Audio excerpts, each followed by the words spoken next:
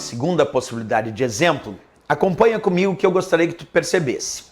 Para resolver esse teste lógico na função C, as planilhas se utilizam do que chamamos de operadores de comparação. Então, repetindo a informação, para resolver o teste lógico, tu vai perceber e vai precisar perceber os operadores de comparação. E quais são esses operadores de comparação? Pode aparecer o sinal menor, pode aparecer o sinal maior, pode aparecer maior ou igual, pode ainda aparecer o sinal, o sinal menor ou igual, que é esse, agora sim, o sinal maior ou igual. Podemos ter o próprio sinal de igualdade como um operador de comparação e ainda aí um cuidado, observa, o diferente para as planilhas não é aquele sinal de igualdade cortado, não. O diferente para a planilha é um sinal menor seguido de um sinal maior. Então, quando falamos de planilhas de cálculo, a diferença, o diferente é um sinal menor seguido de um sinal maior. Isso significa diferença. Então, vamos consolidar esse aprendizado. Tá ali, ó. Aqui eu tenho o sinal menor como operador de comparação. Aqui eu tenho o sinal maior, o sinal menor ou igual. Aqui é o sinal maior ou igual para as planilhas. O próprio sinal igual, o sinal de igualdade, como operador de comparação. E aqui temos o sinal diferente. O diferente, repetindo, é um sinal menor seguido de um sinal maior.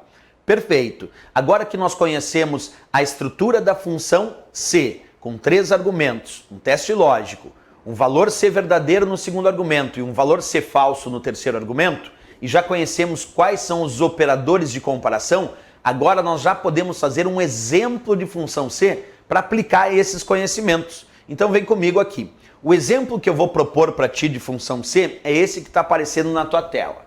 Esse eu vou colocar lá na minha planilha. Observa por enquanto só o exemplo, sem ainda uma preocupação de resolver. Igual SE, abre parênteses, A2 maior 1000, ponto e vírgula, A2 asterisco 0,5, lembrando que asterisco significa multiplicação, então aqui é A2 multiplicado por 0,5, ponto e vírgula, A2 multiplicado por 0,05.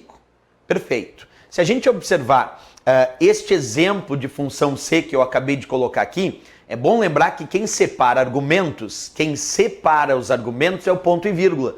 Portanto, se tu observar de novo comigo, aqui A2 maior 1000, ponto e vírgula. Aqui terminou o primeiro argumento.